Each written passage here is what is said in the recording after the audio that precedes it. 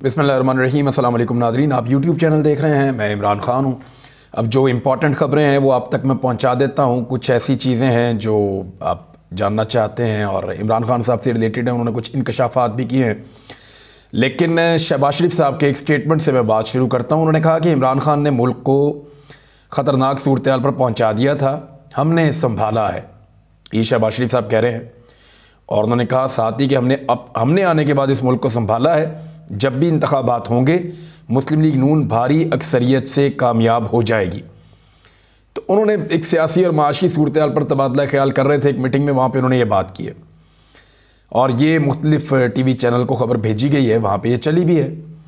लेकिन बात यह है कि इमरान खान साहब ने हालात इस मुल्क के इतने ख़राब कर दिए थे कि कोरोना के दौरान भी ये मुल्क डिफ़ॉल्ट नहीं किया।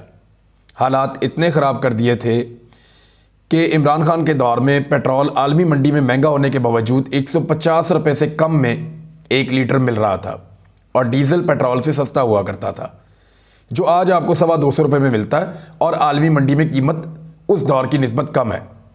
इमरान खान साहब ने हालात इतने ख़राब कर दिए थे कि डॉलर जो उस वक्त 178 का था आज तकरीबन 260 रुपये का है।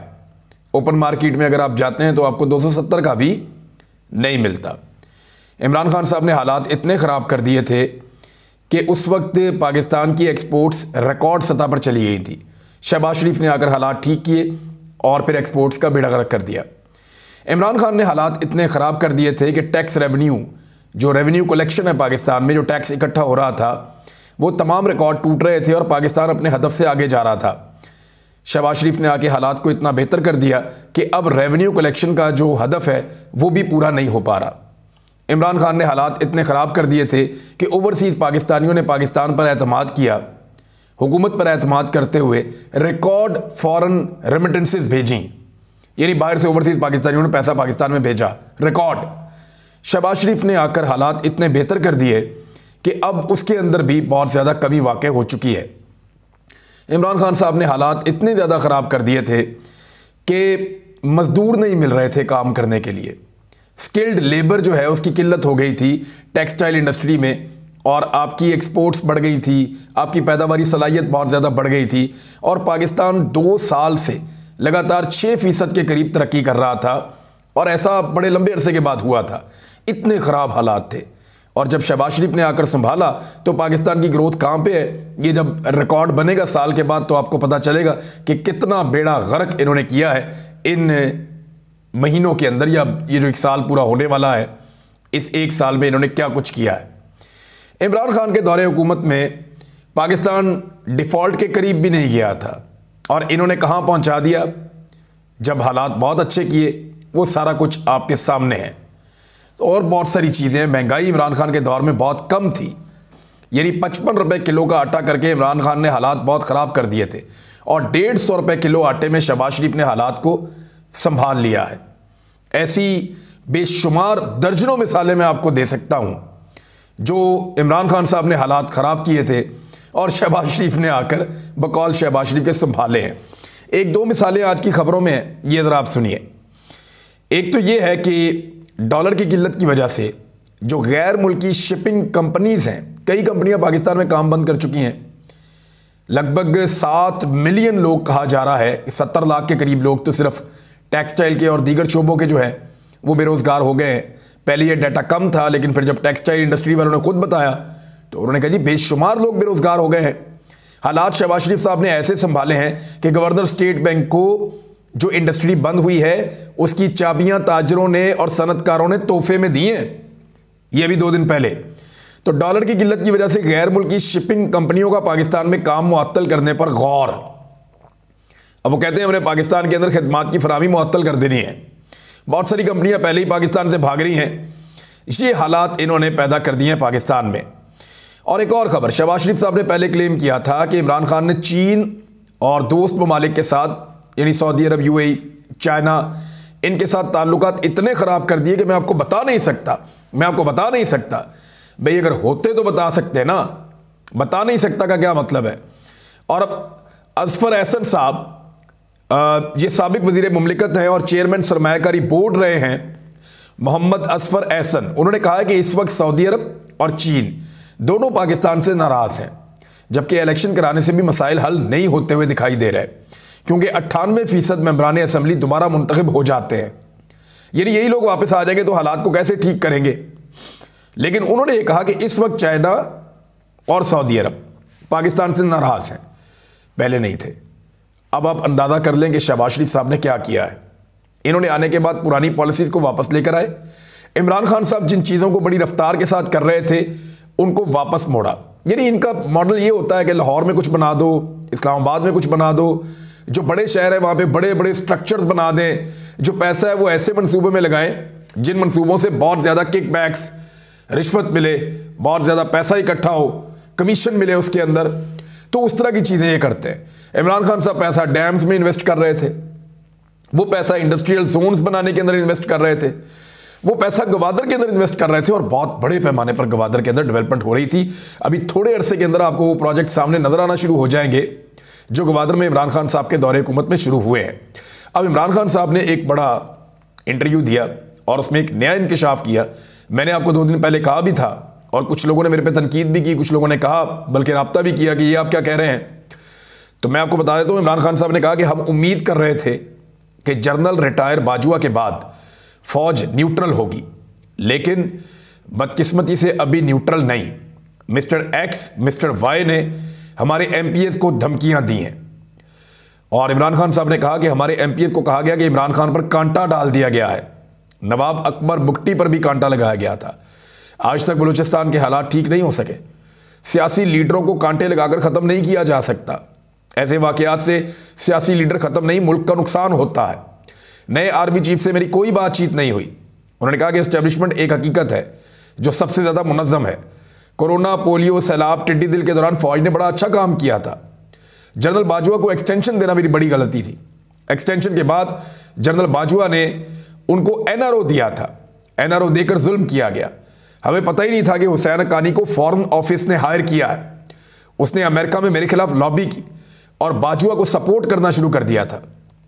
ये मैं आपको पहले बता चुका हूं कि हुसैन हक्कानी को हायर किया गया था इमरान खान साहब की मालूमात से बाहर, और उसमें हुसैन हक्कानी जो कर रहे थे उससे जनरल बाजवा को अमेरिका में पजीराई मिल रही थी और इमरान खान के खिलाफ जो है वो प्रोपेगेंडा हो रहा था और उनकी पॉपुलैरिटी अमेरिका के अंदर कम हो रही थी, या इमरान खान के खिलाफ जज्बात भड़क रहे थे अमेरिकन एस्टेब्लिशमेंट के। चेयरमैन पीटीआई ने कहा कि ये लोग इलेक्शन नहीं, ऑक्शन के जरिए आते हैं। इनके साथ साबिक आर्मी चीफ मिला हुआ था। जनरल बाजवा कहते थे इकॉनमी पर तवज्जो दें, एहतसाब को भूल जाएं। वो एक्सटेंशन से पहले लोगों को इनकी चोरी का खुद बताते थे। उन्होंने कहा कि ये लोग करप्ट हैं। जनरल बाजवा ने यू टर्न लिया, पहले उन्हें चोर और फिर उन्हीं को ऊपर बैठा दिया। यानी मैंने भी आपको याद एक दिन कहा था कि कल तक वो चोर थे, डाकू थे, लुटेरे थे और अब हालात आपने उनके लिए कुछ और कर दिए हैं, तो ये तो नहीं हो सकता। नवाज शरीफ की रिपोर्ट देखकर उन्होंने कहा हम पहले घबरा गए थे। इमरान खान ने कहा आहिस्ता आहिस्ता हमें पता चला कि नवाज शरीफ की मेडिकल रिपोर्ट गलत बनाई गई थी। उन्होंने शहबाज गिल की रिपोर्ट को भी तब्दील किया। यानी इमरान खान साहब ये कह रहे हैं जिन्होंने शहबाज गिल की रिपोर्ट के अंदर गेम डाली है, उन्होंने नवाज शरीफ की रिपोर्ट के अंदर भी खेल खेला था। कभी इतने बुरे हालात नहीं थे जितने आज हैं। आज पार्लियामेंट फंक्शनल नहीं है। जब हमने पार्लियामेंट जाने का ऐलान किया तो डर गए। अपनी चोरियां बचाने के लिए नैब एफआईए को ख़त्म कर दिया।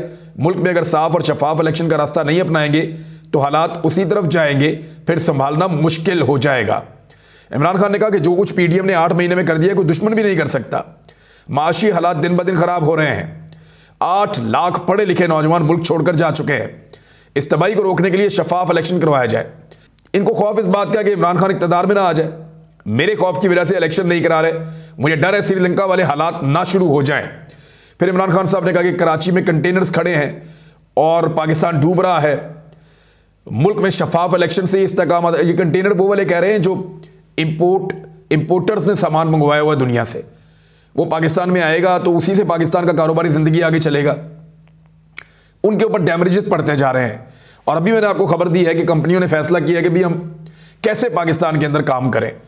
इससे पहले मैंने आपको यही खबर दी थी कि गैर मुल्की शिपिंग कंपनियों ने भी पाकिस्तान में खिदमात की फराहमी से जो है वो इनकार कर दिया। वो कह रहे हैं जी हम नहीं करते। फिर इन हालात के अंदर जब पैसे ही नहीं मिल रहे और यहाँ पे हम सामान लेकर आते हैं उसको उतारा ही नहीं जाता, तो फिर हम इस मुल्क के अंदर सामान लेकर जाएं क्यों। फिर इमरान खान साहब ने बताया कि अब सिंध ही जाऊँगा ठीक, और सबसे पहले मैं, क्योंकि सिंध के लोग सबसे ज़्यादा पिसे हुए हैं। उनके साथ सबसे ज़्यादा ज़्यादती हो रही है। और फिर इलेक्शन कमीशन के ऊपर उन्होंने तनकीद की बहुत ज़्यादा। फिर इमरान खान साहब ने कहा कि फॉरेन फंडिंग केस के अंदर या तोशाखाना मामले के अंदर एक तरफा चीज़ें हो रही हैं। जैसे ही दूसरी पॉलिटिकल पार्टी से सवाल किया जाता है या रिकॉर्ड मांगा जाता है तो सब भाग जाते हैं, कोई उसके ऊपर बात करने को तैयार नहीं है। फिर अपने खिलाफ जो उनका एक मंसूबा था उनको कत्ल करने का, उस पर भी इमरान खान साहब ने बात की है। लेकिन इस पर एक और चीज़ आज सामने आई है और वो भी मैं आपको बताया दूँ कि जो प्रोसिक्यूटर है, प्रोसिक्यूटर जनरल पंजाब, उन्होंने इमरान खान पर हमले की जीआईटी के 4 मेंबरान के खिलाफ कानूनी कार्रवाई की सिफारिश कर दी है। इमरान खान पर हमले की जीआईटी पर प्रोसिक्यूटर जनरल की इंक्वायरी रिपोर्ट सामने आ गई। एक और इंक्वायरी रिपोर्ट आई है। उन्होंने कहा कि जीआईटी के 4 मेंबरान के खिलाफ कानूनी कार्रवाई की सिफारिश की है। इन अफसरान ने जानबूझकर हाई प्रोफाइल केस को खराब करने की कोशिश की। जानबूझकर कैसे करेंगे? उनके ऊपर दबाव ही बहुत था। जब दबाव उन पर पड़ रहा था, मैंने पहले खबर दे दी थी और मैंने आपको 2 दिन पहले बता दिया था कि आने वाले वक्त में शदीद दबाव के बायस कुछ लोग अपने बयानात बदलेंगे और उनको तंग किया जा रहा है, उनको बुलवाया जा रहा है, उनकी नौकरी ख़राब करने की उनको धमकियां दी जा रही हैं। इस तरह की चीज़ें मैंने आपको बताई थी एक वीलॉग में। थोड़ा इससे मिलती जुलती चीज़ें मैंने आपके साथ शेयर की थी उस वीलॉग में। एग्जैक्टली तो मुझे याद नहीं है, लेकिन ये था कि एक दबाव था और उसके बाद उन लोगों ने कहा जी कि हम इत्तफाक नहीं करते जो जीआईटी की फाइंडिंग्स हैं उसके साथ। तो प्रोसिक्यूटर जनरल ने अब इसको जब डिटेल के साथ पढ़ा और चीज़ों को देखा तो फिर उन्होंने अपनी एक रिपोर्ट तैयार करके दी है। उन्होंने कहा फोरेंसिक एजेंसी की 2 रिपोर्टों से साफ शवाहिद मिल रहे हैं। हमलावर 3 थे। फोरेंसिक की पहली रिपोर्ट में 2 शूटर्स और बाद में तीसरे शूटर के शवाहिद मिले हैं। फिर खलीकुल जमान का कहना था कि इन 4 मेंबरान ने शवाहिद को ज़ाया करने की कोशिश की, जो मिसकंडक्ट और जुर्म भी है। कन्वीनियर ने मेंबरान को कई खत लिखे कि मुल्जिमान के मोबाइल डाटा, CDRs और DVRs को इकट्ठा करें, लेकिन किसी भी मेंबर ने मुल्जिमान के मुतालिक डाटा इकट्ठा करने की जहमत ही नहीं की। ये बेचारे दबाव के अंदर थे, दबाव में क्या काम करेंगे? पाकिस्तान की एस्टेब्लिशमेंट इतना दबाव डालती है ब्यूरोक्रेट्स के ऊपर और पुलिस के ऊपर ख़ास तौर पे, और वो बड़ा वायरल भी हो रहा है क्लिप। मैंने 2 दिन पहले एक जगह पे मैं और सिद्दीक बैठे हुए थे तो मैंने वहाँ भी बताया कि एस्टेब्लिशमेंट अपने सारे गंदे काम जो है वो पुलिस से करवाती है ज़्यादातर, और पुलिस को बहुत तंग करते हैं। पुलिस उनके गंदे कपड़े धोती रहती है और बदनाम होती रहती है। हालांकि पुलिस खुद इतनी गंदी नहीं है जितने गंदे काम उनसे करवाए जाते हैं। फिर वो पुलिस को बाद में किसी ना किसी जगह पे जब पुलिस से गलती होती है तो उनको ऑब्लाइज भी करते हैं, और अगर पुलिस से कोई गलत काम करवाएं तो फिर उनको प्रोटेक्ट भी करते हैं। तो ये इसी तरह से ये निज़ाम चलता है। अब प्रोसिक्यूटर जनरल ने बताया कि जो मवाद जावेद लतीफ़, मरियम औरंगज़ेब, राना सनाउल्लाह ने इमरान खान के खिलाफ दिखाया वही मुलजिम के मोबाइल से मिला। मुझे डर है ये 4 जीआईटी मेंबरान सिर्फ मिसलीडिंग नहीं बल्कि तासुब भी रखते हैं, और मैं इस नतीजे पर पहुंचा हूं कि जीआईटी के इन 4 मेंबरान के खिलाफ काफ़ी सबूत मिल गए हैं, इनके खिलाफ कार्रवाई होनी चाहिए। अच्छा, ये जो 4 मेंबरान है जीआईटी के, ये फंस गए। वजह यह है कि अब ये इधर खड़े हों या उधर खड़े हों, उधर एस्टेब्लिशमेंट का डर है, इधर अदालत का डर है। इलेक्शन होने के बाद अगर इमरान खान साहब की हुकूमत आ जाएगी तो ये 4 अफसरान को जवाब तो देना पड़ेगा कि जी आपने एक जीआईटी के अंदर आपको हिस्सा बनाया गया, आपको ईमानदार ऑफिसर समझ के, और आपने हकायक को ही मसक करना शुरू कर दिया या हकायक से इख्तलाफ करना शुरू कर दिया। आप इंक्वायरी करने गए थे और इंक्वायरी से ही भागना शुरू हो गए। तो ये अनफॉर्चुनेट चीज़ें हैं।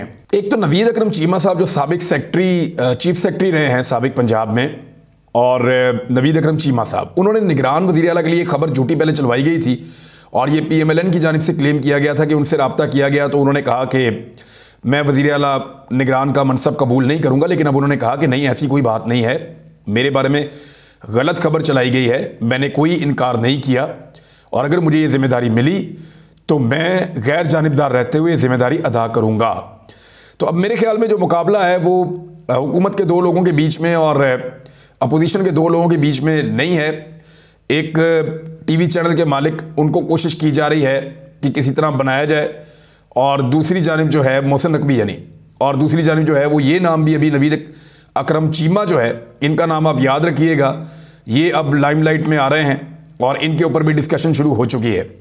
दूसरी जानिब मुस्लिम लीग नून के अंदर एक बड़ी बगावत की खबर आ रही है और कई अरकान टिकट मांग रहे हैं। ये दावा किया है असद कैसर साहब ने।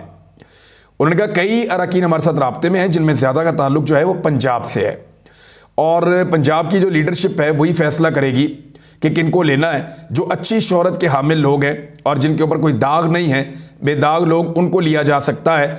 और इस वक्त पाकिस्तान तहरीक इंसाफ की टिकट जो है वो डॉलर की तरह है, और माकूल लोगों को ही हम देखेंगे। जो लोग इस्तीफा देना चाहते हैं नून लीग के एमएनए के तौर पे, वो लोग एक वादा लेना चाहते हैं कि उनको टिकट दिया जाएगा पाकिस्तान तहरीक इंसाफ का। तादाद काफ़ी ज़्यादा है और जिनके ऊपर कोई इल्ज़ाम नहीं है तो हम बिल्कुल उनको टिकट दे सकते हैं। असद कैसर ने भी यही कहा कि मुझे लगता है कि इंतखाबात बहुत जल्दी हो जाएंगे और अप्रैल से आगे ज़्यादा नहीं जाएंगे, अप्रैल में ही ये इंतखाबात हो सकते हैं। एक और ख़बर है और ये खबर बड़ी इंपॉर्टेंट है, आने वाले दिनों में ये ज़्यादा बड़ी खबर बन सकती है और हर तरफ तहलका मचा सकती है। ये तहलका खेज खबर ये है कि इमरान खान की हुकूमत गिराने की इंक्वायरी के लिए जो अपीलें की गई थी अप्रैल 2022 में, आज 9 महीने गुजरने के बाद उन अपीलों को समाअत के लिए मुकर्रर किया गया है। ये वैसे जो समाअत है वो चैम्बर अपीलें थी, ये चैम्बर में समाअत होगी इसकी। सुप्रीम कोर्ट ने इमरान खान की हुकूमत को आलमी साजिश के जरिए हटाने की इंक्वायरी के लिए दायर चैम्बर अपीलें समाअत के लिए मुकर्रर कर दी हैं। अब देखें, इसमें साइफर सामने आ सकता है। इमरान खान साहब ने एक लेटर लिखा हुआ है, स्पीकर ने लिखा हुआ है, सदर पाकिस्तान ने लिखा हुआ है और एक साइफर जो है वो सुप्रीम कोर्ट ऑफ पाकिस्तान में पड़ा हुआ है, चीफ जस्टिस ऑफ पाकिस्तान के पास। अब अगर ये अपीलें सुनी जाएंगी, आलमी साजिश है या नहीं, उसके ऊपर ये सारा मवाद सामने रखा जा सकता है। अगर ये मामला आगे बढ़ता है और सुप्रीम कोर्ट ऑफ पाकिस्तान इसमें दिलचस्पी लेती है और जजेस इसमें इसकी इन्वेस्टिगेशन शुरू करते हैं या इसके ऊपर एक आला सतही कमीशन कोई बनता है हाजिर सर्विस जजेस की निगरानी में, तो फिर मुझे ऐसा लगता है कि ये मामला खुल जाएगा और इमरान खान साहब का ये कहना कि रजीम चेंज ऑपरेशन पाकिस्तान में हुआ है वो साबित भी हो सकता है। लेकिन अगर ये साबित हुआ तो बहुत बड़े बड़े लोग फंस जाएंगे इसमें। एक अजहर सिद्दीक साहब हमारे बड़े अच्छे दोस्त हैं, बड़े भाइयों की तरह लॉयर, वो भी इसके अंदर शामिल हैं। उनकी भी एक अपील थी इसमें कि इसको सुना जाए। तो ये एक बहुत बड़ी मुसीबत बन जाएगा मामला बहुत सारे बड़े बड़े और ताकतवर लोगों के लिए। लिहाजा अब देखना यह है कि सुप्रीम कोर्ट इस मामले को कहां तक उठाता है। तो ये एक तहलका खेज खबर हो सकती है आने वाले दिनों में। अब तक के लिए इतना ही, अपना ख्याल रखिएगा, अपने चैनल का भी। अल्लाह हाफिज़।